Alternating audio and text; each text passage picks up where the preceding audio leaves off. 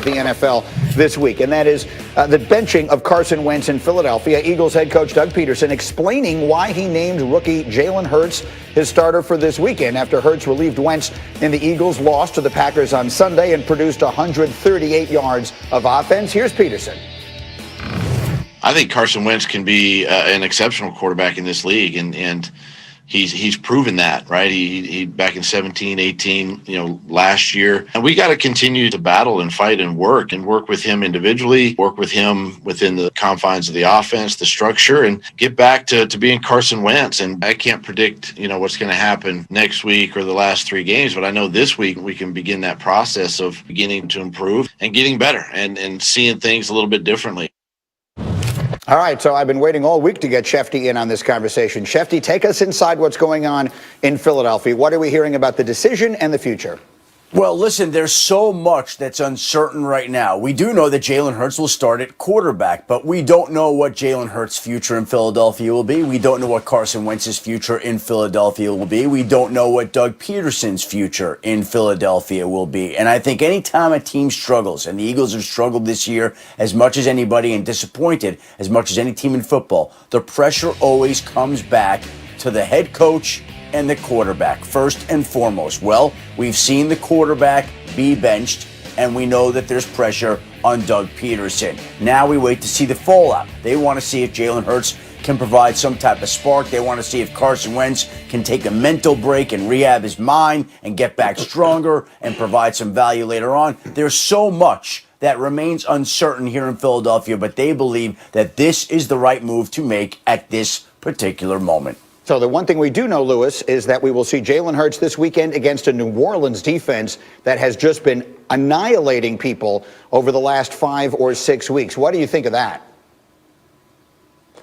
Look, this is a tough assignment, man. This is like ice skating uphill for Jalen Hurts. I'm just telling you. Look, this Saints defense is ferocious. They don't mess around. They have got absolute hunters and dogs at all 3 levels of this defense. They're deep and they're fast on the defensive line. They're deep and they're fast at linebacker. They got the best set of man coverage players in the secondary of any team in the NFL. And Jalen Hurts is saying, I get to take over and ignite the offense against these guys. Okay. Well, I'll tell you this. Look, and I wish him well. Look, because you love Jalen Hurts' story. Everybody loves his story. Everybody loves what he's overcome. And Doug needs to do this. He has to do something. He's fighting for his job. Look, as Adam alluded to, right or wrong, people are going to point to him and go, well, if somebody has to go, it's going to be you, and it's probably going to be the quarterback, although we all know this. This is an organizational fail. This team has not been set up right. There have been numerous personnel missteps. And I'll tell you this, barring something unforeseen, this game can get ugly. I would be shocked if it doesn't, but I anticipate this getting ugly. By getting ugly, you mean you think the Saints could make this a very long day for Jalen and the Eagles? Absolutely. He could really be in a situation where he is under siege over and over and over again.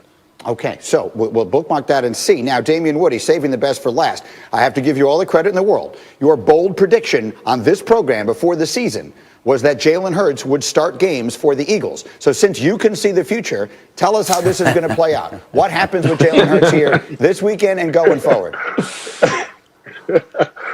Well, listen, Greeny, I think Lewis is right. I think this could get embarrassing for the Philadelphia Eagles. You're talking about a Saints team, particularly on defense. I mean, these guys are flying around, splattering every opponent that they face. This is going to be a huge challenge for Jalen Hurts. And I just hope that Doug Peterson, doesn't take this thing week to week. It wouldn't be fair to Jalen Hurts to say, oh, well, we're going to see what you do this week against arguably the best team in the National Football League in the New Orleans Saints, particularly on defense. So this is going to be a tall test, and it could get ugly for Philadelphia this week. Okay, so no one sounds like they have an enormous amount of confidence in the Eagles' chances of working their way back into the playoff mix this weekend. We'll see what happens. Meanwhile, Schefter, there's a bunch of other stuff out there. Let's run the hurry up through some of the notes, starting with Christian McCaffrey. What is the deal?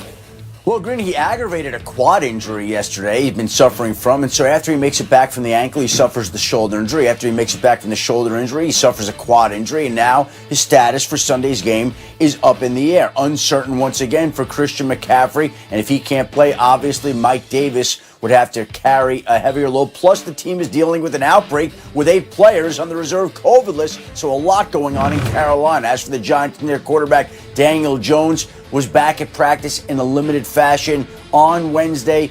Head coach Joe Judge said he is optimistic that Jones will return Sunday versus Arizona, which means that Colt McCoy would go back to the bench after leading the Giants to a big victory in Seattle. But Daniel Jones itching to get back and will try to get back Sunday against the Arizona Cardinals. And as for the Saints quarterback, Drew Brees, dealing with those 11 fractured ribs, punctured lung, been making progress, eligible to come off injured reserve. We'll see whether the Saints activate him. When they activate him, Taysom Hill has taken the pressure off having to get back Brees in any kind of hurry because he's been 3-0 in Brees' absence, and the Saints right now have the best record in the NFC. So right now, it's shaping up as a battle between Taysom Hill versus Jalen Hurts, and I'm surprised that Damian Woody missed out on that when he was forecasting the future. Where did he not come up with Taysom Hill versus Jalen Hurts in Week 14 of the NFL season? That's an extremely good point. And I actually want to bring Dominique in here because you listen to this. I mean,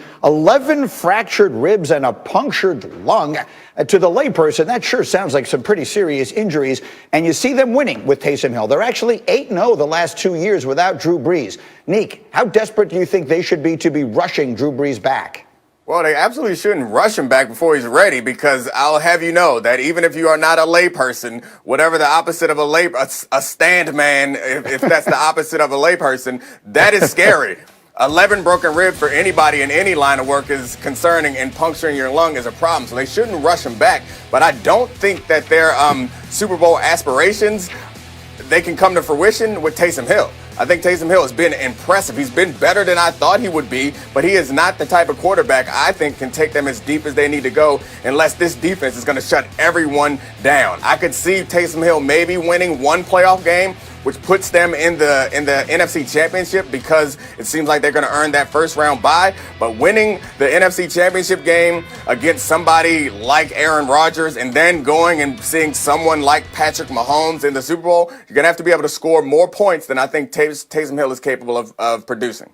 All right, so we will see. We'll see if this is the week or how soon they're able to bring him back off. Guys, sit tight with me here. Much more NFL as we go, but there was enormous news out of college football yesterday. You may have seen this. The Big Ten changing its policy that teams have to play 6 games to be eligible for the conference championship game. That, of course, is directly because Ohio State cannot play Michigan this weekend. So Ohio State now is eligible to play and will play in the Big Ten championship game a week from Saturday against Northwestern. The 5-0 Buckeyes this year had games canceled against Maryland and Illinois and Michigan. And so here is our college football crew, Paul and Heather. Heather, take us inside this decision from the Big Ten. How and why did this go down? Sure, Greeny. On Wednesday morning, all 14 athletic directors and Big Ten Commissioner Kevin Warren were on a video conference, and they came to the recognition that, look, if Ohio State would have played Michigan, win or lose, they still would have been atop the Big Ten East Division standings and played in the conference championship game because of that head-to-head win against Indiana. Multiple people I talked to told me that this meeting was very collaborative, it was very positive, and I did speak, because we talked about this yesterday, Greeny, I talked with Iowa Athletic Director Gary Barta, and he told me that he told Kevin Warren he was going to recuse himself from the vote. He did not participate in the discussions because he is the CFP committee chair, but he was on the call. He wanted to listen in, and everyone, obviously, Indiana's athletic director expressed his disappointment, but there was a general consensus that this made sense for them. Okay, so now let's get into some of the opinion. Those are the facts. That's what's happened, and that's what's going to go forward.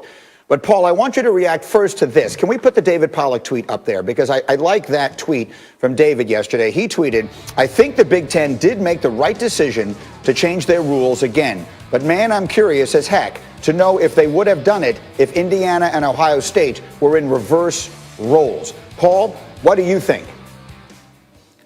Well, I think Pollack has a good point, because, Greeny, this is all about Ohio State. I mean, the Big Ten may as well just change its name to the Ohio State Conference, because that's what this has been about since August. And when things shut down, Ohio State and Nebraska were fighting, let us back in the game. Remember Justin Fields, protesting and leading that very courageously.